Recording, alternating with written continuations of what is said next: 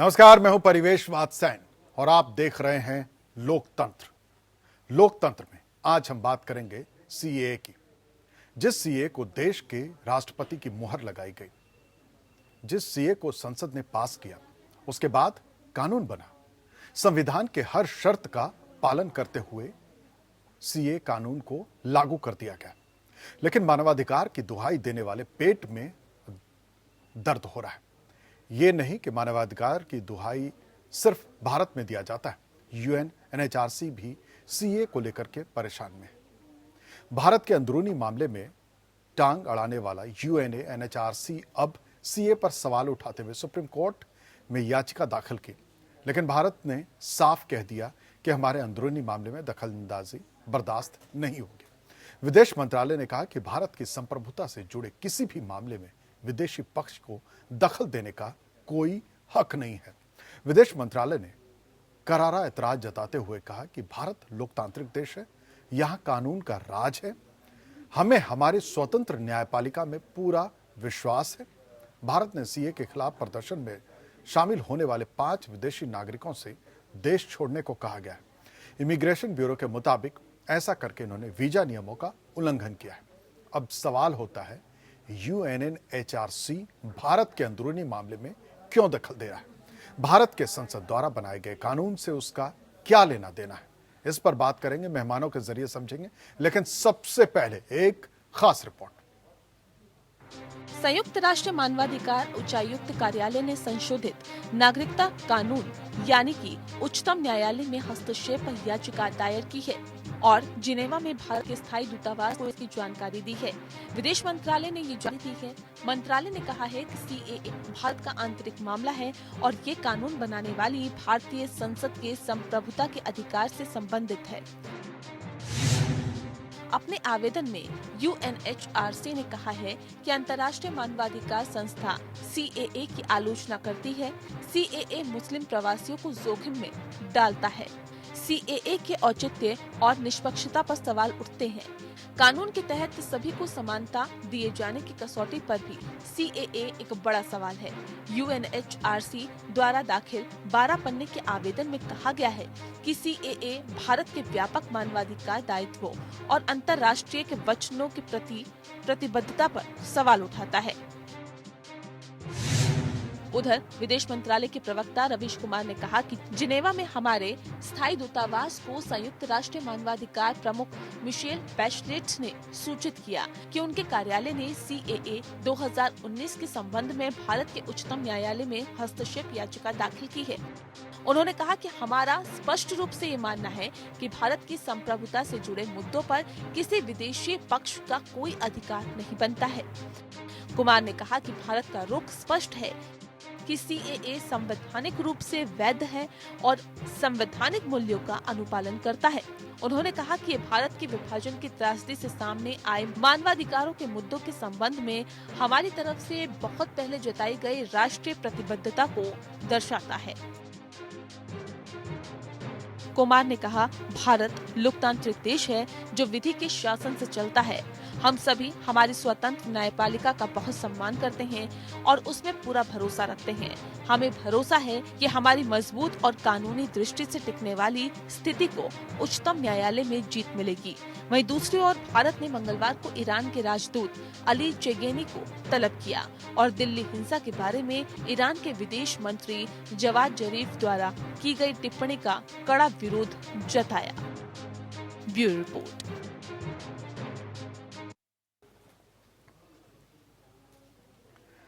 तो बड़ा सवाल लोकतंत्र में आज यही कि हिंदुस्तान के कानून पर यूएन को आखिर क्यों मिर्ची लगी? यूएन क्यों कह रहा है कि सुप्रीम कोर्ट में हमें सुनवाई की इजाजत चाहिए, जबकि सीए हिंदुस्तान का कानून है? आखिर कैसे हिंदुस्तान के कानून पर दूसरों को आखिर क्यों इस पर लग रही है? हालांकि संयुक्त राष्ट्र मानवाधिकार आयुक्त की तरफ से मिशेल बैचलेट जेरिया ने कोर्ट में अर्जी दायर कर कहा है कि सीए पर हस्तक्षेप चाहते हैं। वो एक बतौर न्यायमित्र के तौर पर वो चाहते हैं कि यूएन के को लेकर के, क्योंकि कहा यह जा रहा है कि भाई मुसलमानों के साथ ज्यादती हो रही है, उन ज्यादती पर सुनवाई के दौरान वो रहना चाहती हैं और सुप्रीम कोर्ट में मामला उन्होंने अर्जी दाखिल किया है। हालांकि विदेश मंत्रालय ने साफ तौर से कह दिया है कि हिंदुस्तान का आंतरिक मामला है और संप्रभुता के मुद्दे पर किसी को भी बोलने का इस पर अधिकार नहीं है, इजाजत नहीं है।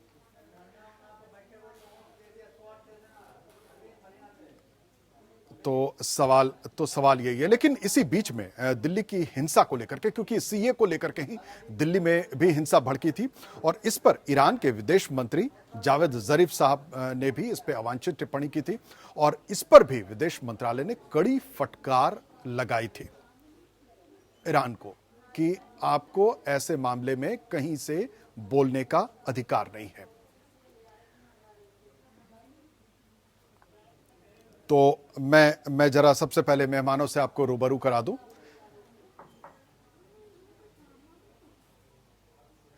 हमारे साथ मेहमान जुड़ गए हैं। अभिषेक अत्रे साहब हैं, अधिवक्ता हैं। अभिषेक चौधरी साहब हैं, अधिवक्ता हैं। नीरज शर्मा साहब अधिवक्ता हैं और एजाज कमर साहब वरिष्ठ पत्रकार हैं। दयाशंकर पांडे इलाहाबाद से जुड़े हैं हमारे साथ, वो भी अधिवक्ता हैं। प्रमोद गोस्वामी साहब वरिष्ठ पत्रकार हैं। और आप सभी मेहमानों का बहुत बहुत स्वागत है। सबसे पहले मैं जरा अभिषेक चौधरी साहब, जरा मैं आपसे ही समझना चाहता हूं कि कैसे इसको देखा जाए, क्योंकि साफ तौर पे यही कहा जा रहा है कि भाई हिंदुस्तान का ये आंतरिक मामला है, इस पे यूएन को क्या बनता है बतौर, लेकिन उनका कहना है कि मैं बतौर न्यायमित्र शामिल होना चाहती हूँ, अर्जी इसीलिए दाखिल किया। सर, जैसे यूएन मिशन इसमें ह्यूमन राइट जो आ रहा है वो बिल्कुल गलत है, क्योंकि ये हमारा इंटरनल मैटर है। और हाल ही में अभी डोनाल्ड ट्रंप साहब हमारे देश में आए थे, उनसे सवाल पूछा गया कि सीए के ऊपर आपकी क्या राय है। तो आपको याद होगा सर, उन्होंने ये कहा था ये उनका इंटरनल घरेलू मामला है, जो वो सक्षम है इसको सुलटाने में, इसको करने में। जी, हमारा अनुच्छेद 10 और 11 जो संविधान कहता है, वो पार्लियामेंट, हमारी संविधान ताकत देता है पार्लियामेंट को। आर्टिकल 10 और 11 सिटीजनशिप के, नागरिकता के ऊपर हम कानून ला सकते हैं, उसे चेंज कर सकते हैं, अमेंड कर सकते हैं। तो हमारा पार्लियामेंट हमें ताकत देता है, हमारा संविधान हमें ताकत देता है। और भारी जो इंटरफेरेंस ये यूएन मिशन का इस टॉपिक पे, वो बिल्कुल गलत है। और यहां तक हो सकता है कि जो अनुमान है कि ये एप्लीकेशन उनकी रद्द हो और इस पे उन मिशन, जो यूएन मिशन जो आया है, उन पे एक भारी कॉस्ट भी हो, क्योंकि हमारी ये सोवरेनिटी का मैटर है, ये हमारा इंटरनल मैटर है। इसको हम इजाजत नहीं देंगे कि कोई भारी व्यक्ति सीए के ऊपर हमें राय दे। ये हमारी अपनी राइट है, या संविधान हमें ताकत देता है कि किसको नागरिकता देनी है, किसको नहीं देनी, क्या अमेंड करना है। तो अनुच्छेद 10 और 11 पार्लियामेंट को पावर देता है, ना कि यूएन मिशन को पावर देता है कि वो तय करें किसको हमें नागरिकता देनी है, किसको नहीं। नीरज शर्मा साहब क्या कहेंगे आप? नहीं, जहां तक इनका सुप्रीम कोर्ट में आके पिटीशन फाइल करने का कि भाई हमें इसमें सुनवाई का, आपको असिस्ट करने का मौका दिया जाए जी, तो basically UN human rights council का तो ये लोकस ही नहीं बनता। ये हिंदुस्तान का अंदरूनी मामला है। तो एक्ट आया, एक्ट पार्लियामेंट से पास होता है, दोनों सदनों से पास होता है, देन राष्ट्रपति साहब के पास जाता है, वहां से फाइनलाइज होता है। तो ये एक प्रोसीजरल चीज थी कि सिटीजनशिप अमेंडमेंट एक्ट पास हुआ पार्लियामेंट से। अब इसको ना तो कोई सड़क पे आके चैलेंज कर सकता है। अब इसका एक ही जगह है, वो है सुप्रीम कोर्ट। सुप्रीम कोर्ट में already more than 100 petitions are pending against the CA. So now this is the Supreme Court who will decide whether some sections or provisions are ultra virus or not to the Supreme Court, Constitution of India. So इसके संदर्भ में कोई भी UN आए या कोई other country आए या कल को इवन पाकिस्तान आए या कोई भी कहे कि भाई मेरे यहाँ से भी आप इन सबको क्यों नहीं देते, मैं भी यहाँ एक हियरिंग चाहता हूँ, तो ये पॉसिबल नहीं है। इनका लोकस ही नहीं बनता। मान लो आप सुप्रीम कोर्ट में कोई पिटीशन लेके जाते हैं तो सबसे पहले तो आपकी लोकस स्टैंड ही चेक की जाती है कि whether you can come before supreme court और नॉट।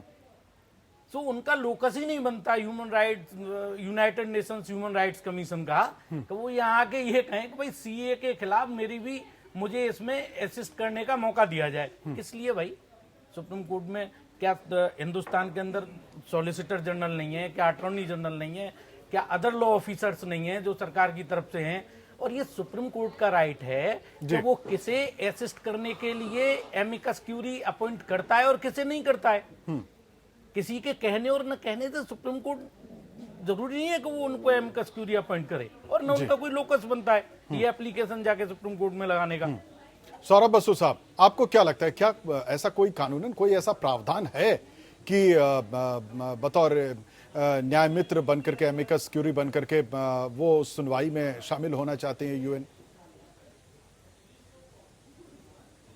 देखिए, जहां ये सवाल खड़ा हो रहा है कि यूएन ने अपना एक इंटरवेंशन एप्लीकेशन दिया है, तो यूनाइटेड नेशन ने ह्यूमन राइट्स कमिश्नर की तरफ से एक अपना इंटरवेंशन एप्लीकेशन दिया है, जो कि एक मैटर चल रहा है सुप्रीम कोर्ट में, और ये सारी चीजों को उन्होंने बहुत उजागर कर दिया है वर्ल्ड वाइड।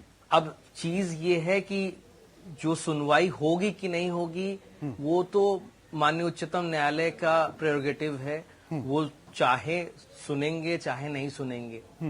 हम इतनी चीज बताना चाहते हैं इसमें कि जो इंटरवेंशन एप्लीकेशन इन्होंने डाला है, ये कहते हुए कि हम इसमें ह्यूमन राइट्स का एक उल्लंघन हो रहा है, यहाँ पे बहुत सी प्रॉब्लम्स आई हैं जो कि वर्ल्ड वाइड ये एक पोर्ट्रे किया जा रहा है, लेकिन वो चीजों को इंडिया देखेगी।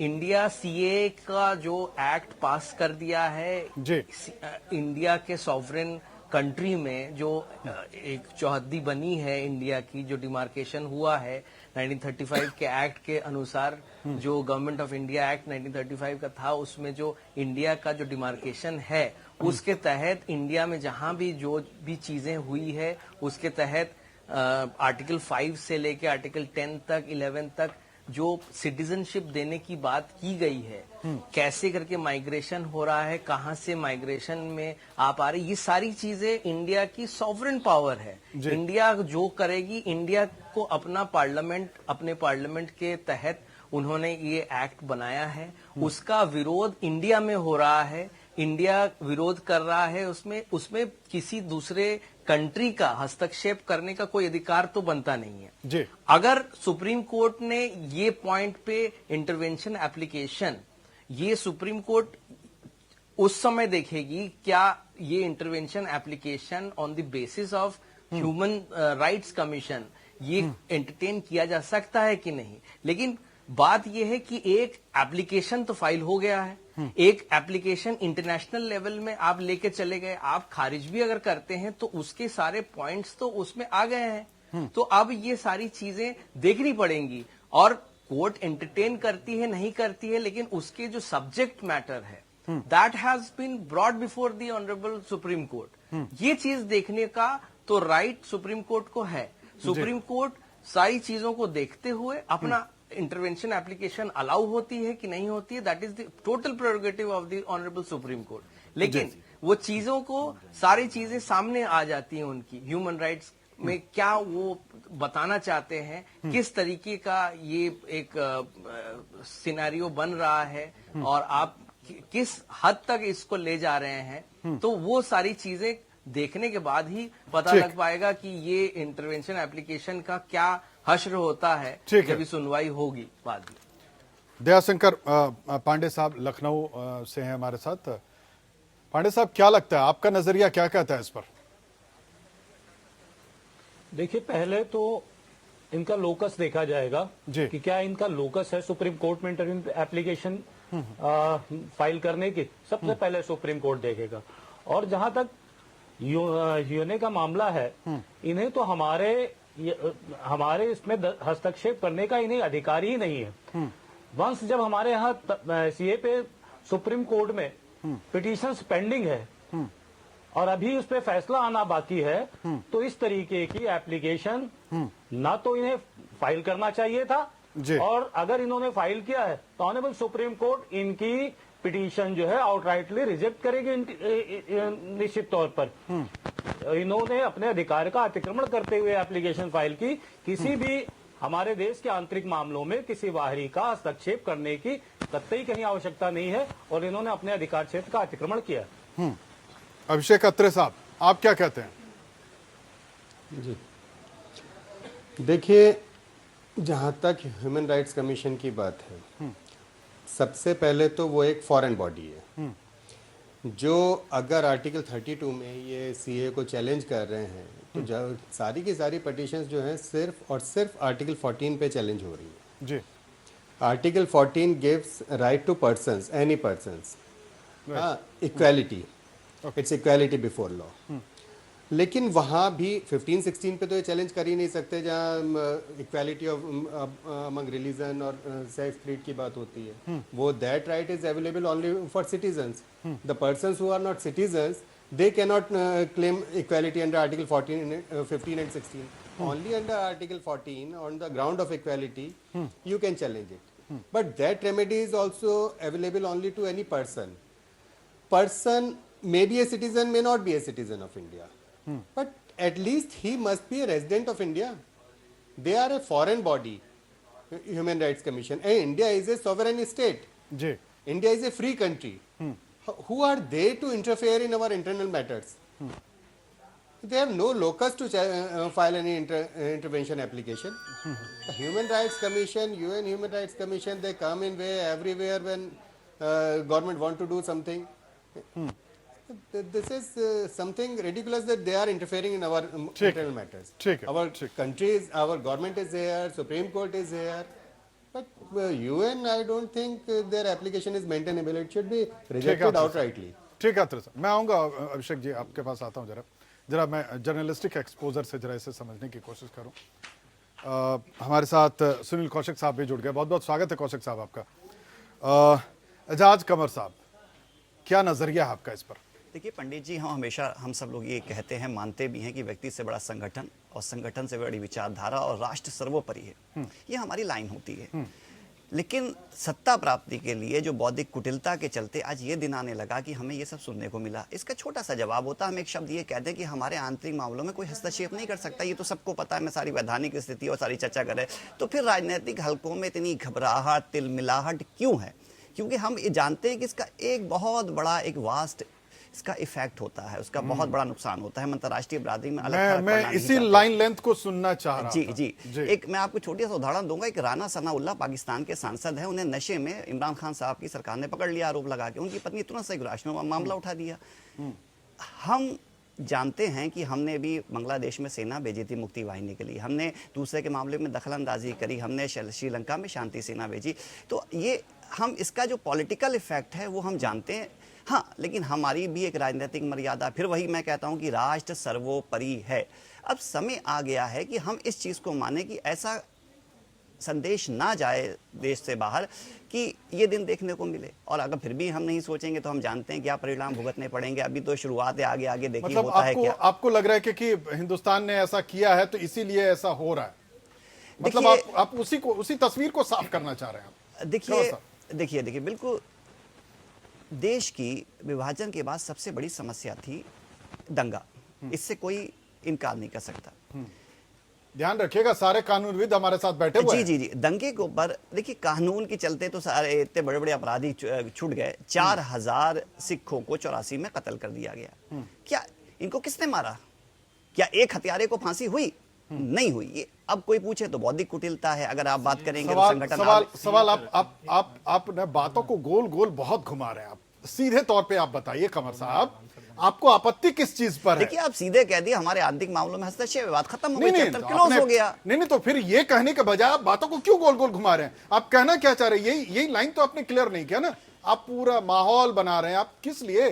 जब सीधी सी बात है ना, सारे कानूनविद कह रहे हैं, सीधी सी बात है कि भाई ये देश का मामला है, इस पे बाहरी बोलने को किसने दे दिया? आप बयान दे, लेकिन आप इसको परसेप्शन में ला रहे हैं, परसेप्शन क्रिएट कर रहे हैं आप कि नहीं साहब, क्योंकि हम जाते हैं बांग्लादेश, हम जाते हैं पाकिस्तान के मामले में बोल देते, इसलिए वो बोलना जरूरी है। ये क्या बात हुई? खैर कौशिक साहब, मैं आता हूं आपके पास। कौशिक साहब, यदि हम बिल्कुल अंतरराष्ट्रीय पटल पर इसको देखें और तमाम मामलों को देखें, छोटा सा एग्जाम्पल दूंगा मैं। उत्तर कोरिया को लेकर के अंतर्राष्ट्रीय समुदाय में क्या हुआ और अंतोगत्वा लास्ट में क्या हुआ, तो जितनी भी बड़ी बड़ी शक्तियां हैं वो अंतर्राष्ट्रीय कूटनीति के सहारे जो छोटे छोटे देश हैं या मध्यम उनको कह सकते हैं, छोटे से बड़े देश कह सकते हैं, उन पे कूटनीतिक तरीके से दबाव बनाने का प्रयास करते हैं। इराक को लेकर आपने देखा होगा, उत्तर कोरिया को लेकर के आपने देखा होगा, आप यहाँ जो अफगानिस्तान में चल रहा है उसको लेकर के आपने देखा होगा, तालिबान को लेकर के आपने देखा होगा कि तालिबान को कभी अमेरिका कहता है आतंकवादी है, कभी कहता है टेबल पे बैठ के बात होगी।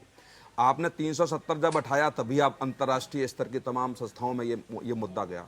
तो बड़े लेवल पे कूटनीतिक तरीके से लोगों को मतलब बड़े बड़े देश जो होते हैं वो कूटनीतिक तरीके से फंसाने का प्रयास करते हैं और उसमें कोई दिक्कत नहीं है। हमारे देश का आंतरिक मामला है और रहेगा इसमें, लेकिन अंतर्राष्ट्रीय स्तर की संस्था यदि है और अंतर्राष्ट्रीय न्यायालय हैं तो सुप्रीम कोर्ट आने की क्या आवश्यकता पड़ी। एक ये भी सवाल बनता है, यदि हमारे सुप्रीम कोर्ट में आप आ रहे हो और अंतर्राष्ट्रीय लेवल की आप संस्था हो तो लेवल तो आपने भी गिरा दिया कि आपने सुप्रीम कोर्ट में जिस मामले को लेकर के वैसे ही 130 पिटीशन पड़ी हो जिस पे सुप्रीम कोर्ट सुनवाई कर रहा हो, वहां आपको जाने की कोई आवश्यकता ही नहीं है। और हमारे देश में तमाम ऐसे समुदाय, तमाम ऐसे संगठन, तमाम ऐसे सिविल सोसाइटी के लोग हैं जो गलत होगा तब भी जाते हैं और सही होगा तब भी लोग जाएंगे। तो जब हमारा देश हमारे साथ न्याय करेगा, हमें खुद अधिकार दिए गए हैं उसके लिए। बिल्कुल बिल्कुल, बहुत सही कर रहे हैं अभिषेक जी।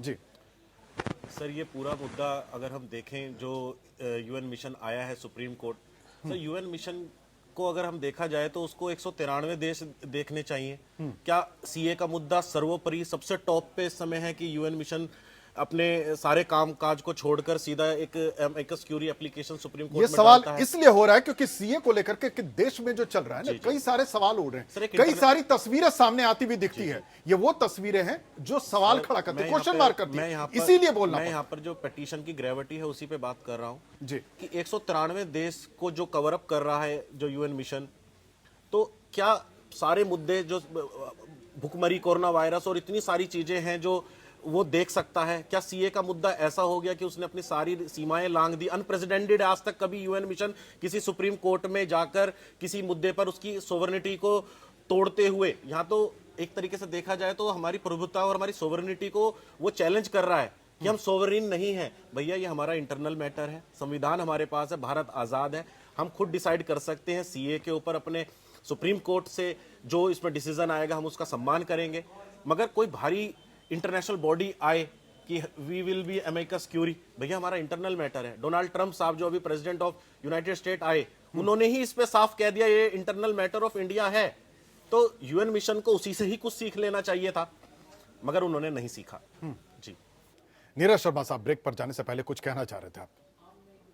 देखो, मुद्दा ये आता है परवेज जी जी कि जब किसी इशू को लेकर उच्चतम न्यायालय में जब पिटीशंस आ जाएं जी, तो उसके बाद किसी का सड़क पे आना, किसी का ये कहना कि जी मैं इसमें कोर्ट को असिस्ट करूंगा, ये तो कोर्ट का, उच्चतम न्यायालय का अपना प्रेरोगेटिव है कि अब तो कोर्ट ही डिसाइड करेगा कि सीए में क्या गलत है और क्या सही है। तो we have to wait for the verdict of supreme court, honourable supreme court. और हमें अपने न्यायालय पे भरोसा है। यस, बिकॉज भरोसा है। Yes, because judiciary is independent, it is not working in any under pressure. लेकिन कुछ लोगों को भरोसा नहीं है ना नीरज शर्मा साहब, कुछ लोग तो मानते ही नहीं न्यायालय की बात। नहीं, जब भरोसा ही नहीं है तो फिर तो एनआरकी आ गई देश में, फिर डेमोक्रेसी कहां बची? फिर तो एनआरकी आ गई। You have to have some faith in भारतीय उच्चतम न्यायालय। कमर साहब जवाब दीजिए। देखिए पंडित जी, पहले तो आप जानते हैं कि मेरे परिवार से हूँ। किस परिवार से? जिसने 8 में से 2 मुस्लिम कांग्रेस अध्यक्ष दिए। 100 साल का इतिहास रहा। मेरा ही परिवार था जो गांधी जी को राजनीति में लाया। आप कह रहे हैं कि राजनीतिक तौर पर कांग्रेसी बैकग्राउंड है? मैं कांग्रेसी नहीं, यहाँ मैं कांग्रेसी नहीं हूँ, यहाँ पहले मैं इंसान हूँ। आपने कहा आप स्वीकार करते हैं इस चीज को कि आपके राजनीतिक तौर पर कांग्रेस का बैकग्राउंड है। अगर आप मेरे बहाने से कांग्रेस को बदनाम करना चाहते हैं तो मैं कर किसी लीजिए। पार्टी को बदनाम ही नहीं करता। आप मुझे मुसलमान कहें, आप मुझे दहशतगर्द कहें, आप मुझे बदनाम कर ही नहीं सकते, आप मुझे व्यक्तिगत तौर पे आप मुझे फंडामेंटलिस्ट कहें, मुझे स्वीकार है। इस वक्त मुझे किसी आरोप से अगर मेरे पर लगाना चाहे आप लगा सकते हैं। मुझे सिर्फ यह कहना है कि मैं एक पारिवारिक पृष्ठभूमि, आप गांधी जी क्या कांग्रेस के? फिर आप ये कह दीजिए गांधी जी कांग्रेस के हैं। ना आप क्यों उनको लेने की बात है, आप क्यों बाबा साहब अम्बेडकर की बात करते हैं, वो भी कांग्रेस के हैं, सरदार पटेल की बात क्यों करते हैं, वो भी कांग्रेस के। देखिए यहाँ पे हमें राजनीतिक बौद्धिक कुटिलता नहीं करानी है, और मेरा जो विषय रहा मैं इसी के ऊपर लिखता रहा हूँ 27 साल से। मैं एक दंगा पीड़ित हूँ 92 और 93 का। उस निराशा के चलते ही मैंने सन 93 में अपना पहला आर्टिकल लिखा था, और उस वक्त मेरी माता जी मेरी गुरु थी, उन्होंने मेरा आर्टिकल पूरा किया, ये मेरी भावनाएं थी। तो जब भी ऐसी स्थिति आती है, दंगों की स्थिति आ जाती है, मैं भावुक होता हूं कि हमें कहां न्याय मिलेगा। हम अदालत में जाते हैं, अदालत पे हमें पूरा भरोसा है, लेकिन जब अदालत में पहुंचने से पहले ही कानून को तोड़ मरोड़ जा दिया, सबूतों को खत्म कर दिया जाता है, कैसे श्री कृष्ण आयोग बना के नहीं बना, उसका नतीजा क्या हुआ, कितनों को फांसी हुई, मुझे ये बता दीजिए। छोटे छोटे सवाल का छोटे छोटे जवाब लेते चलते हैं। शर्मा साहब जवाब। न्यायालय का काम किसी के फेवर और किसी के अगेंस्ट में कोई चीज डिसाइड करना नहीं है। उसका काम है कानून के दायरे में रहते हुए भारतीय नागरिकों को न्याय देना। वो किसी के वाइज ढोके नहीं कहते हैं कि वो शर्मा साहब को जानते हैं तो शर्मा साहब को रिलीफ दे दिया, एजाज भाई को नहीं जानते तो उनके खिलाफ कोई डिसीजन पास कर दिया। नो, ये तो न्यायालय पे उंगली उठाने जैसा है, जो हमें राइट ही नहीं है। मतलब अच्छा एजाज साहब एक चीज बताइए, एजाज साहब एक चीज बताइए, बड़े साफ तौर पे बताइए, आपको देश के कानून व्यवस्था पे भरोसा है कि नहीं? अधिकारी नहीं है। नहीं एजाज साहब, अगर न्याय मांगे तो आप देशद्रोही कहेंगे, आप गद्दार कहेंगे, ये सवाल आप कत्ल करते रहे, अगर कोई न्याय माने तो आप उसको न्याय भी नहीं देंगे, वो देशद्रोही कहेंगे, गद्दार कहेंगे। उसी के परिणाम में तो आज ये परिस्थिति देखने को मिल रही है। अरे एजाज भाई, आपको कानून व्यवस्था में भरोसा है या नहीं? अरे देश सबसे सर्वोपरि है, राष्ट्र से बढ़ के कुछ नहीं होता, राष्ट्र के मान सम्मान के लिए हर कुर्बानी है, लेकिन आप बौद्धिक कुटिलता मत लाइए, जिसके घर में लाश उठती है वो चीज को नहीं समझता है। कमर साहब एक मिनट, एक सवाल का बड़े साफ तौर पे, खुले तौर पर, एकदम दिल से जवाब दीजिए। देश की न्याय व्यवस्था पर भरोसा है या नहीं? बिल्कुल, संविधान पर पूरा भरोसा है। मुझे नहीं, देश के हर हिंदुस्तान के संविधान को मान रहे हैं ना जी, तो फिर सवाल कहां उठता है? फिर आपका भाई प्रशासन के ऊपर है। आज जो व्यक्ति बैठा है वहां पे, जो एडमिनिस्ट्रेशन में बैठा है, वो उस चीज को नहीं परवाह कर रहा है। अगर ऐसा होता तो इतने दंगे क्यों होते, इतने लोग क्यों मारे जाते हैं? सौरभ बसु साहब, अगर सौरभ बसु साहब क्या सजा दी गई होती तो आज ये दंगे नहीं रिपीट होते। हर साल भर क्यों दंगा होता है? सौरभ बसु साहब जवाब दीजिए इस पर। देखिए, न्यायपालिका में भरोसा तो होना ही पड़ेगा और रहेगा भी, और सबको है भी। ये बात हमने पहले भी इस चीज को दोहराया है कि जो इंटरवेंशन एप्लीकेशन दिया गया है ह्यूमन राइट्स कमीशन की तरफ से, ये उनकी गलती भी है। और ये अभी जो चीज ऑलरेडी चल रहा है, मुद्दा यहाँ पे सुनवाई चल रही है, उसमें इंटरवेंशन एप्लीकेशन अपनी तरफ से देने का कोई औचित्य तो था नहीं इसमें। अच्छा बसु साहब एक सवाल का चीज को एक सवाल का जवाब, क्योंकि आप सभी लोग कानून के जानकार, कानून के विशेषज्ञ बैठे, इसलिए मैं समझना चाहता हूं, क्योंकि सवाल कमर साहब उठा रहे हैं, मानवाधिकार को जोड़ रहे हैं, दंगा को जोड़ रहे हैं, ये एक बड़ा मसला है। मतलब सवाल ये है कि साहब अगर दंगा हो रहा है शहर के अंदर, तो क्योंकि देश के बाहर भी ये तस्वीर दिख रही है, और वो तस्वीर सीधा मानवाधिकार यूएन तक ये पहुंच रही है, और फिर वहां से कहा जा रहा है कि भाई यहां पर तो अल्पसंख्यकों के साथ ज्यादती हो रही, इसको लेकर के ये सवाल उठा रहे हैं। इसलिए कमर साहब बोल रहे हैं। कमर साहब एम आई राइट? सुप्रीम कोर्ट सही है ये सुप्रीम कोर्ट देखेगी, अपने दायरे में रह के देखेगी, जो हिंदुस्तान के कानून है उसको देखते हुए सुप्रीम कोर्ट अपना फैसला देगा। ये चीज कोई और कंट्री आके कैसे बता सकते? क्या सुप्रीम कोर्ट नहीं जानती है ये चीज कि यहाँ के वकील नहीं जानते कि कौन सा कानून यहाँ पे एप्लीकेबल होगा? वो उनको किसी की असिस्टेंस की तो जरूरत है नहीं यहाँ पे। ये किसी चीज का ऐसे कोई भी कंट्री आके हमारे देश के कानून में जो अगर कोई ऐसे बाधा देते हैं तो वो गलत है। इंटरवेंशन एप्लीकेशन किस हद से दिया गया है, कि हक क्या है उनका देने का? लोकस स्टैंडाई तो देखा जाएगा कि आपने क्या किस प्रकार से दिया है। मैंने इस सवाल के मर्म को आप बेहतर समझ सकते हैं। ये आपने इंटरवेंशन एप्लीकेशन दे के एक सब्जेक्ट खोल दिया है कि इंटरनेशनल लेवल पे सारी चीजें ये उजागर हो रही है कि यहाँ पे ऐसे दंगे हो रहे हैं। ठीक है बसु साहब, ठीक है बसु साहब, ठीक है कौशिक साहब, देखिए न्यायालय का कमर साहब का जो मर्म है अंदर वो क्या है? मैं बिल्कुल उनकी बात से सहमत हूँ कि 92 के दंगे हों, 84 के दंगे हों, 2002 के दंगे हों, या अभी उत्तर प्रदेश के पश्चिम के दंगे हुए हों, जहां लोग हजारों की संख्या में मर गए, उनको उनके जिन लोगों को दायित्व पुलिस ने जाहिर किया कि इन लोगों का इनकी वजह से ऐसा हुआ, क्या उनको वास्तव में सजा मिली? जो जो लाखों हजारों परिवार जिनके मुखिया चले गए, या दिल्ली में अभी दंगे हुए यहाँ 40 के लोग आज एक्सपायर, कौन जिम्मेदार होगा आखिर में उनका? तो निश्चित तौर से अब न्यायालय पे हम भरोसा करेंगे। न्यायालय पे भरोसा कब तक करेंगे? भरोसा न्यायालय कोई मिसाल तो दे। निर्भया कांड में आप देख लीजिए, कल भी हम लोग चर्चा कर रहे थे, 8 साल हो गया। बहुत वाजिब ठीक है कि नहीं? सवाल, बहुत आप वाजिब कितना सवाल। करेंगे? एक एग्जाम्पल आपको दिया जा रहा है कि निर्भया कांड पे 8 साल दे रहे हैं, आप उनको फांसी नहीं दे पा रहे हो। निर्भया, इस देश में कितनी निर्भया होंगी?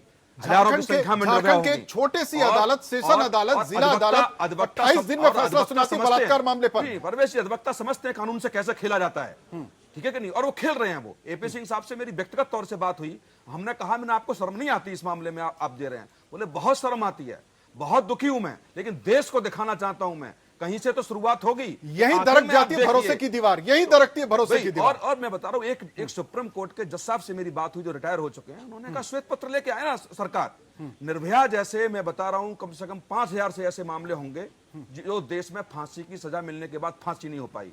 लाखों की संख्या में ऐसे केस होंगे जिनको आजीवन कारावास मिला, वो जमानत पे बाहर हैं। तो आखिर में जो आम जनता है, जो हम जैसे लोग हैं, जो आंखों से हमने देखा है पत्रकारिता में, लेकिन कैसे लोग चीखते और मरते हैं। लेकिन कौशिक साहब, एक सवाल यह भी बनता है, क्या हमारे इंटरनल मसले पर क्या बाहर से आकर के कोई बोलेगा? कोई सवाल खड़ा करेगा क्या? क्या हिंदुस्तान की न्याय व्यवस्था पे कोई सवाल करेगा क्या? और सीए को लेकर के बता दूं, 2016 में जब आया तो एक संयुक्त संसदीय कमेटी बनी जिसमें 3 साल तक अध्ययन किया, और उस संयुक्त संसदीय कमेटी में सारे दलों के सांसद थे। 30 सांसदों की कमेटी बनी हुई थी। उसके बाद 2019 में लाया गया। बिल्कुल सरकार पूर्ण बहुमत की है, जनता ने जनादेश दिया है, तो मैं इस पर टिप्पणी नहीं करना चाहूंगा, ये अधिकार है। और दूसरा, सीए में बहुत कुछ खास नहीं हुआ है। या देश समझना चाहे तो समझे, कोई नया कानून नहीं आया है, केवल 2 बदलाव उसमें हुए हैं। एक तो 11 साल से 5 साल कर दिया, 6 साल कर दिया। दूसरा जो 1975 तक का था वो दिसंबर 2014 तक का कर दिया। लेकिन यदि आप उसको तिल का ताड़ बनाने का प्रयास लोग करेंगे तो ये बिल्कुल गलत है। और दूसरा, यदि न्यायालय पे भरोसा है लोगों को, जहां 130 के आसपास पिटीशन है, आपने क्या कहा सीए को लेकर के बता रहा हूं, कुछ लोगों ने ये कहा हमें न्यायालय पे भरोसा नहीं है। न्यायालय भी केंद्र सरकार ने खरीद लिया होगा, भाजपा सरकार के लोग वहां एजेंट के रूप में बैठे हुए हैं। ये थोड़ा देश के लिए खतरनाक हो जाता है कि न्यायालय पे आप टिप्पणी करें। और न्यायालय की भी जिम्मेदारी बनती है कि जितने कम समय में न्याय दिया जा सके लोगों को, या तो उतने कम समय में न्याय लोगों को मिलेगा, तो निश्चित तौर से क्वेश्चन मार्क न्यायालय पे नहीं होगा। सवाल भरोसे का, नीरज शर्मा साहब। सर, एक बहुत छोटा सा सवाल है। जब कोई चीज न्यायालय में पेंडिंग हो जाए और हम सड़क पर आके अनशन करें या दंगा करें या ये करें, तो क्या हम किसी न किसी तरीके से न्यायालय पर दबाव नहीं बना रहे कि you have to decide it in our favour? ये तो टोटली मतलब वी आर डूइंग, मतलब टोटली एनार्किस्ट सिस्टम लागू होता है हिंदुस्तान में। जब चीज न्यायालय में पेंडिंग हो जाए, उसके बाद हम न कोई दंगा कर सकते हैं, ना उसके बाद हम किसी सड़क पे आ सकते हैं कि भाई ये गलत है, ये गलत है। जी, और न्यायालय ये भी कहे नहीं, कि सही समय नहीं है डिसीजन लेने का। आप बताइए, सुप्रीम कोर्ट ने not कहा at all। सही समय नहीं है डिसीजन लेने का, तो आपने स्वतः संज्ञान में क्यों लिया? स्वतः संज्ञान में आपने क्यों लिया? या सही समय डिसीजन लेने का नहीं है? आप ही न्याय को लेट कर रहे हैं। आप तत्काल डिसीजन लेते, ऐसा पुलिस नहीं को होता है निर्देश देते। भाई साहब, क्रिमिनल नहीं, आप क्या कर रहे हैं? आप काले कोट पहन के कोर्ट में आरोपियों को मार रहे हैं। आप क्या नहीं एक मानसिकता सेट कर रहे हैं? नहीं, वो भटकाएंगे, उसको भटकाएंगे। नहीं, कमर साहब, न्यायालय उसका आंसर नहीं देगा भाई। ठीक है, हाँ जी, अभिषेक जी। सर, हम टॉपिक से भटक रहे हैं, और प्लीज आप वकीलों पर कोई व्यक्तिगत टिप्पणी बिल्कुल नहीं डिस्कस करने के लिए अब आपको एक मंच है, हम यहाँ पर बैठे हैं सीए पर मानवाधिकार उल्लंघन का क्या काम, एनएचआरसी का क्या काम, मैं यहां बताना चाहूंगा। अगर वाकई यूनाइटेड नेशन ह्यूमन राइट इतना एक्टिव है, तो क्यों नहीं चाइना जाती, जिसने एप्लीकेशन सुप्रीम कोर्ट में लगाई है 25,000 जो कोरोना से पीड़ित हैं उन्हें जान से मारने के लिए, लगाइए ना वहां पे एप्लीकेशन कि उन्हें ना मारा जाए। वैक्सीन हम बना रहे हैं या उन्हें बचाया जा सकता है। सबसे पहले यहां तो नागरिकता आ रही है, जारी है, जो भी है, वहां तो जान जारी है, वहां तो जान के लिए एप्लीकेशन लगी है कि 25,000 आदमियों को मारने के लिए अनुमति दी जाए। तो यूनाइटेड ह्यूमन राइट कमीशन को सबसे पहले तो वहां पे पहुंचना चाहिए। अमेरिका सिक्योरी बनकर हमारे भारत पे नजर ना लगाएं। हमारा इंटरनल मैटर है, आर्टिकल 10 और 11 है, हम कर लेंगे। सुप्रीम कोर्ट पे हमें पूरा भरोसा है। दिन रात हमारी सुप्रीम कोर्ट काम करती है, रात के 3-3 बजे भी खुलती है।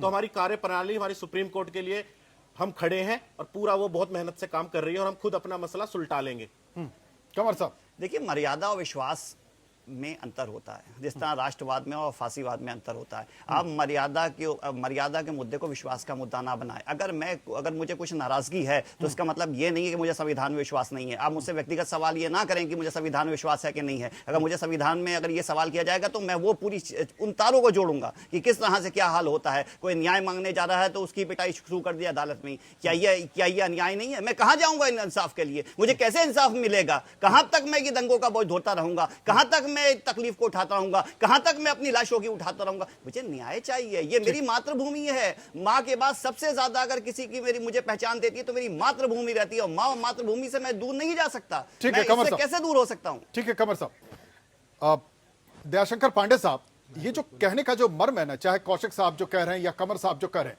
उस सवाल का जो मर्म है वो इस तरीके से है, क्योंकि सवाल ये उठता है कि देश के अंदर जब अदालत में हिंसा होती है, दंगा भड़कता है, कहीं किसी को न्याय चाहिए होता, वो न्याय का जो प्रोसेस है लंबा होता है। तो लोग ऐसे में क्या करते हैं, क्योंकि सीए को लेकर के देश भर में आंदोलन छिड़ा हुआ है, ये मसला लोग बाहर लेकर के गए, बाहर एक तस्वीर उकेर दी कि अल्पसंख्यकों को यहां नुकसान और अल्पसंख्यकों के साथ जाती हो रही है। इसलिए यूएन की तरफ से मानवाधिकार आयोग की एंट्री होती है और इस एंट्री पे कहा यह जाता है कि सुनवाई चाहिए। लेकिन सवाल यह होता है, यह स्थिति ऐसी बनी क्यों? एक आम आदमी यही पूछ सकता है आपसे, क्योंकि आप सभी कानूनविद हैं, आपसे एक आम आदमी यही सवाल करेगा, यह स्थिति बनी क्यों? क्यों 2012 में निर्भया के साथ बलात्कार हुआ और आज तक उस पर फांसी नहीं हो पाई?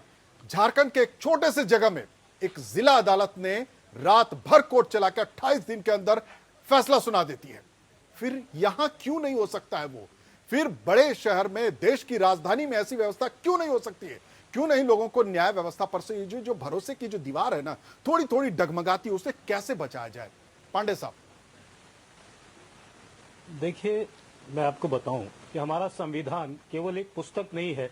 हमारा संविधान, ये समझिए, गीता, कुरान, बाइबल, इन सब का एक समाहित करते दिया हुआ है। ये हमारी एक जो संविधान है, और इसमें सबको एक अधिकार दिया गया है। जो आप देख रहे हैं कि न्यायालय में रिट याचिका पेंडिंग होते हुए अगर धरना दे रहे हैं, प्रदर्शन करने, अपनी अभिव्यक्ति कर रहे हैं, तो केवल एक भारतीय देश ऐसा है जहां पर ये लोग अपनी बातों को रख पाते हैं और उन्हें कहीं किसी तरीके का विरोध नहीं होता है हमारे स्तर से। जहां तक रही अभी ये दिशा, हमने अभी बहुत डिबेट सुनी, दिशा को भरमाया गया, सुप्रीम कोर्ट के जज साहब ने उनसे इंटरनली क्या कहा, फला जज ने क्या कहा, फला वकील ने कहा।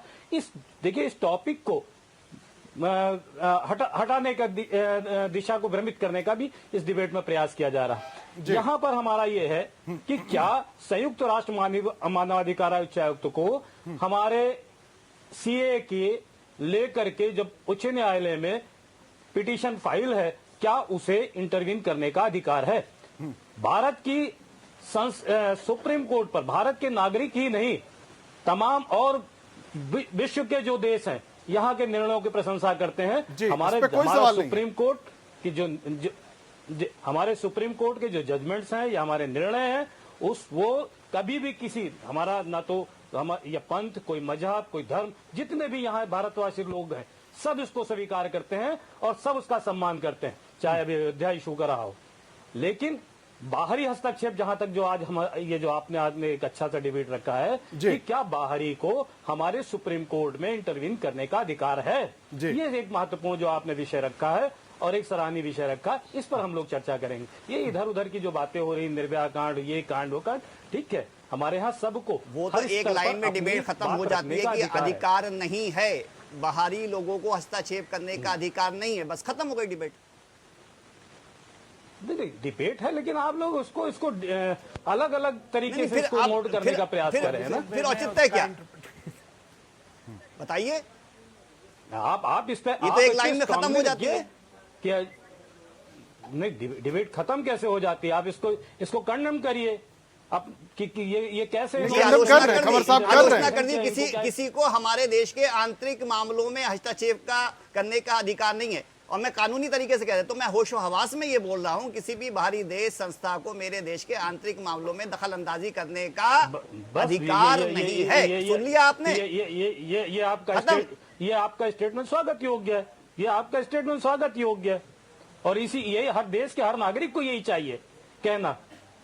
मैंने पहले कह दिया कि राज सर्वोपरि है। को चाहिए नहीं, अच्छा मैं स्टेटमेंट तो सीए का मसला ही खत्म हो जाता है भाई साहब जी। फिर सीए का मसला ही कहाँ है?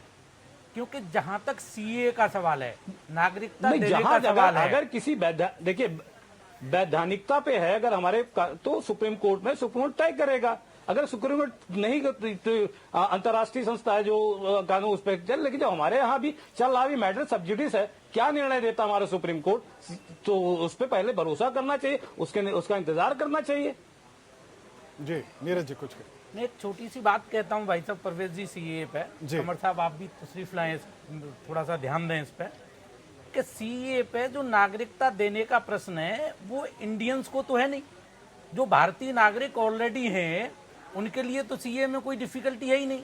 डिफिकल्टी जो सीए में जो मेन प्रोविजन है वो मतलब पर्टिकुलरली 3 कंट्रीज को लेके है जो वहाँ की माइनॉरिटीज हैं।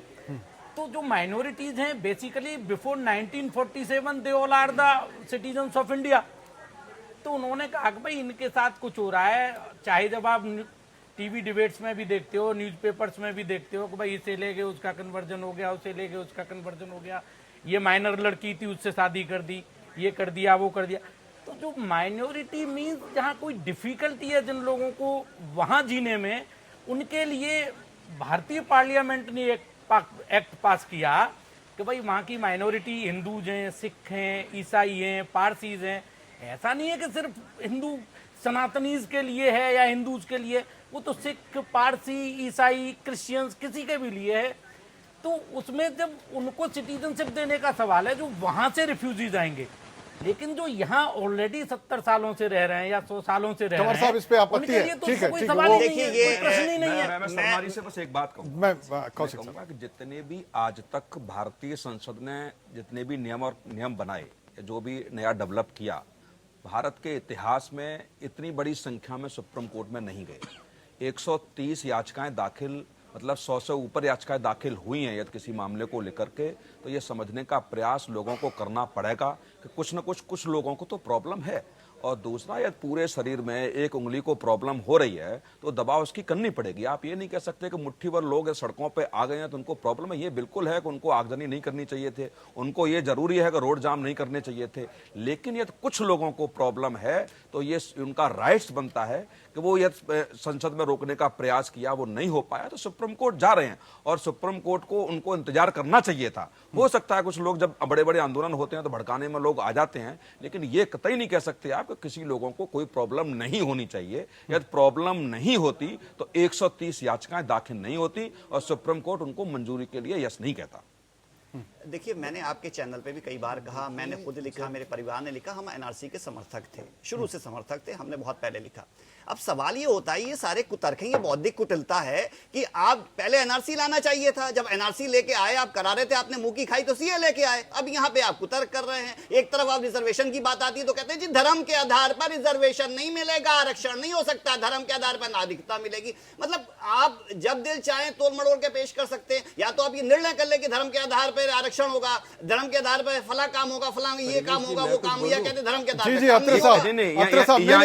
पर। मैं यहाँ रोकूंगा, यहाँ आप गलत कह रहे हैं। ये सीए धर्म के आधार पर नहीं है, ये फिर मानिए आप, ये अल्पसंख्यक और बहुसंख्यक के आधार पर है। और बहुसंख्यक अल्पसंख्यक के आधार पर तमाम कानून देश में बने हैं, इसको धर्म से न जोड़िएगा।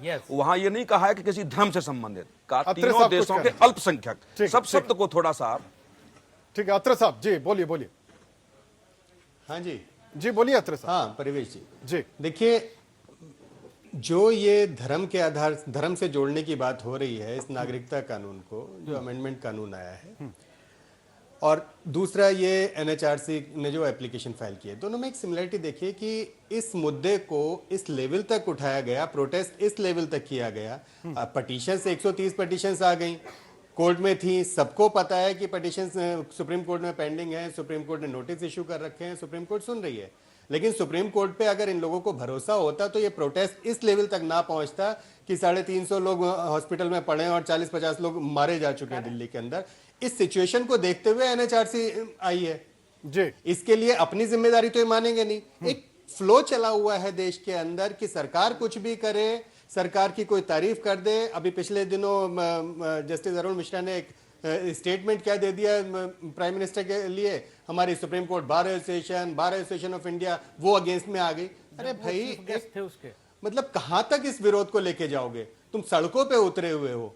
और जहां तक ये जिन 3 कंट्रीज से हम लाने की बात करी है इस अमेंडमेंट एक्ट में, उन 3 कंट्रीज का कभी कॉन्स्टिट्यूशन उठा के देखा है? पाकिस्तान, अफगानिस्तान, बांग्लादेश, वहां पे माइनॉरिटीज के क्या राइट्स हैं? अब वहां जो माइनॉरिटीज हैं उनके साथ कुछ भी होगा, वो लोग कहां जाएंगे? हमारी कंट्री में माइनॉरिटीज के लिए बाकायदा कॉन्स्टिट्यूशन में संसद में वहां के माइनॉरिटीज के लिए क्या प्रोविजंस हैं? वो अगर वहां से निकाले जाएंगे, वहां उनके ऊपर कुछ अटैक्स होंगे, कुछ एट्रोसिटीज होंगी, वो किसी और इससे जुड़ा हुआ है ना कमर साहब, का कोई हक है कमर साहब इससे जुड़ा हुआ है। ह्यूमन राइट्स कमीशन को उनका फेवर लेने की नहीं पड़ी। ह्यूमन राइट्स कमीशन को इस चीज की परवाह है कि अच्छा हिंदुस्तान में, because we are soft targets, हर कोई हमारी कंट्री में आके घुसने को तैयार है, हमारे ऊपर एलिगेशंस लगाने को सब तैयार हैं, लेकिन वहां पाकिस्तान, अफगानिस्तान, एक सवाल, आप पाकिस्तान में 2 सिख भाइयों की हत्या होती है तो मुद्दा उठाते हैं, देश में 4000 सिख को कत्ल कर दिया जाता है, तो ये तो आप भी करते रहे। किसी कोर्ट में गई है एनएचआरसी उन तीनों कंट्रीज में, जवाब दीजिए कमर साहब। एक सिंगल राइट नहीं है। स्पेशली कहीं गई कोई एनएचआरसी ने कोई सवाल उठाया क्या? उनके कोई राइट्स ही नहीं बनते। पहली बात वो ये पाकिस्तान, है अफगानिस्तान, अल्पसंख्यक बहुसंख्यक की बात तीनों करते हैं तो इस्लामिक आपको पता है कि कंट्रीज और वो पाकिस्तान में रहेंगी, कादियानी वहां को नॉन मुसलमान नहीं इस्लामिक माना जाता। मैं सूफी कोई समुदाय राइट से नहीं है। आता हूं, हमने मेरे थोड़े से समुदाय राइट को ठीक है, कमर साहब, नहीं कमर माना साहब, जाता। ठीक है। कोशिश की आप इसको कि वहां के अल्पसंख्यक जो बहुसंख्यक लोग बना आ के चुके टाल नहीं हैं सकते, उन्हें इसको अपने नजरअंदाज नहीं कर सकते। ठीक है कमर साहब, उसके ऊपर इतना हल्ला पूरे देश में प्रोटेस्ट करना है, पूरे देश को स्टेक पे रखना है, अदालतों को नहीं चलने देना, अदालतों में मैटर पेंडिंग है, हमें सुप्रीम कोर्ट पे भरोसा नहीं है, यहां तक स्टेटमेंट आते हैं कि वहां भी गवर्नमेंट के एजेंट्स बैठे हैं। वो nonsense going on in India. Perfect, बहुत बढ़िया। अत्रे साहब जरा सा, शर्मा साहब कुछ कहना चाहे? अच्छा शर्मा साहब, ये सब इस पर जवाब देने से पहले मैं जरा आपसे एक चीज और पूछ लेना चाहूंगा। क्या कानूनी तौर पर, क्योंकि कानून के जानकार आप, कानूनी तौर पर यूएन एनएचआरसी क्या ये सुनवाई के लिए पिटीशन दाखिल कर सकती है? नहीं, पिटीशन तो सही है गलत है, कोई भी दाखिल कर सकता है। ये तो अल्टीमेटली डिपेंड अपॉन कोर्ट। वो कहेंगे भाई तुम्हारा लोकस स्टैंडी क्या है जो हम आपको हियर करें इस पर। यही तो प्रॉब्लम है हमारे इंडिया में, कोई भी कुछ भी फाइल कर सकता है। यही तो प्रॉब्लम है, फाइल तो आप कुछ भी कर दो यहाँ और पे फिर बहुत सारे उस झूठ को 100 बार कह के आप ये कहो कि यही सत्य है। अभी जैसे कमर साहब ने एक बात कही कि पाकिस्तान में माइनॉरिटीज को पार्लियामेंट में इधर उधर सब ये रिजर्वेशन है। कमर साहब मेरे एक सवाल का जवाब आप दे दें। एक मिनट पढ़ लीजिए, एक मिनट कमर साहब सुनिए। जिस वक्त 1947 में पार्टीशन हुआ देश का, उस वक्त पाकिस्तान में मोर देन 13% माइनॉरिटीज थे। अगर माइनॉरिटीज की वहां इतनी अच्छी पोजीशन है तो आज की डेट में वो माइनॉरिटी 2% है। जब पार्टीशन हुआ तो उत्तर प्रदेश में सरकारी सेवाओं में 40% मुसलमान थे। बांग्लादेश में माइनॉरिटी। कमर साहब मैंने डिस्टर्ब नहीं किया, एक मिनट। बांग्लादेश में माइनॉरिटीज 30% थे, आज वो 13% है। ऐसी क्या वजह है जो वो माइनॉरिटीज कम होते चले गए और मेजोरिटीज बढ़ते चले गए? और इंडिया में आप देखिए, जिस वक्त पार्टीशन हुआ 10-15 करोड़ मुस्लिम थे, आज मोर देन 25 और 30 करोड़ मुस्लिम है। जितनी पाकिस्तान की टोटल आबादी है उससे ज्यादा मुस्लिम अकेले उत्तर प्रदेश के अंदर हैं। तो हिंदुस्तान में माइनॉरिटीज को तो कभी माइनॉरिटीज करके देखा ही नहीं गया। हिंदुस्तान में एक और बात मैं कहना चाहूंगा यहाँ पर जी, हिंदुस्तान में अगर आप किसी मुसलमान को छेड़ दो, किसी इनको छेड़ दो तो कहोगे कि बहुत सही है, सेकुलर हैं। अगर किसी हिंदू के हित की बात कर दो तो कहेंगे कम्युनल हो गए। ठीक है सर, ये बड़ा मतलब डेरोगेटरी हो रहा है। एक छोटा कंट्रोल ओवर है। छोटा सा रिएक्शन अभिषेक जी। तो गोली मार तो रहे हैं आप, सड़क पे खड़े हो गए कह तो रहे हैं गोली मारो, तभी तो 30% हो गया भाई साहब। देखिए आप टॉपिक को भटकाए नहीं। हाँ बिल्कुल बिल्कुल, इस तरीके के टॉपिक के लिए हम लोग नहीं बैठे, हम बैठे हैं सीए और यूएनएचआरसी का क्या रोल है। सर समय की कमी, बड़ी छोटे से एकदम एक लाइन के ऊपर जो सबसे कम लोग इस पर डिबेट कर पाए हैं वो है इसकी कट ऑफ डेट, जो कहती है 31 दिसंबर 2014। फिर मैं बोलूंगा 31 दिसंबर 2014 तक जो लोग बांग्लादेश, पाकिस्तान और अफगानिस्तान इस कंट्रीज से 5 साल हमारे देश में रह चुके हैं तो उनको नागरिकता पहले से ही 7 साल का प्रोविजन जो नॉर्मल सबके लिए वो है। और वो इसी कंट्री के लिए क्यों है, क्यों उसके पीछे जो जुरिस्प्रूडेंस है, वो पार्लियामेंट में जो डिबेट हुआ कि भाई माइनॉरिटी और मेजोरिटी में क्या रहा, तो वो ये रहा कि बांग्लादेश का कॉन्स्टिट्यूशन स्टार्ट होता है we are a Muslim country, Afghanistan कहता है we are a Muslim country, Pakistan कहता है we are a Muslim country, और हमारा देश कहता है हमारा कोई धर्म नहीं है। तो इसीलिए अगर कोई ये कहे पाकिस्तान को क्यों एक्सक्लूड किया गया, तो उसके पीछे जुरिस्प्रूडेंस है कि भैया पाकिस्तान में किसी मुसलमान का शोषण नहीं होता। वहां अगर किसी का शोषण होता है तो सिख, बुद्धिस्ट, जैन, पारसी और क्रिश्चियंस का, जिनकी जनसंख्या, जिनकी संख्या घटी है। और हमारे देश में अगर देखा जाए, समय की कमी कोई बिल्कुल धर्म नहीं है मगर हमारी संख्या सबकी बड़ी है, चाहे वो कोई भी धर्म हो, चाहे कोई जाति हो, किसी का भी घटा नहीं है, सबका बढ़ा है, जो दिखाता है हमारा देश इस समय हर जाति, हर धर्म के लिए सबसे नंबर 1 देश है। धर्मनिरपेक्षता का सबसे ठीक है बड़ा कमर उदाहरण साहब, ठीक है ठीक है ठीक है, कमर साहब देखिए, पहली बात हुई जनसंख्या कमर साहब की, सुन आप- लीजिए ना, जी, मेरे जी। सवाल तो सुन लीजिए। आपको हिंदुस्तान की न्याय प्रणाली पर भरोसा है? जी 101% भरोसा है। बस मुझे सारे संविधान सवाल में खत्म हो विश्वास गए, है। सारे बिल्कुल, सवाल 100% आपके खत्म हो गए। और राज सर्वोपरि है। सड़कों पे आंदोलन विराट किस सर्वोपरि लिए है, तो हैं? फिर सीए का विरोध भी खत्म करें। चलिए, बहुत बहुत शुक्रिया आप सभी मेहमानों का हमारे साथ जुड़ने के लिए, अपना कीमती समय देने के लिए। तो लोकतंत्र में आज बड़ा सवाल कि क्या यूएनएचआरसी को सुप्रीम कोर्ट में सुनवाई के लिए परमिशन मिलना चाहिए। खैर वो कानूनी मसला है, लेकिन विदेश मंत्रालय साफ तौर पर कहती है कि ये देश का आंतरिक मामला है, इस पर किसी को बोलने का कोई अधिकार नहीं है। तो लोकतंत्र फिलहाल इतना ही, लेकिन देश दुनिया के तमाम खबरों के लिए देखते रहिए एपीएन आप। नमस्कार।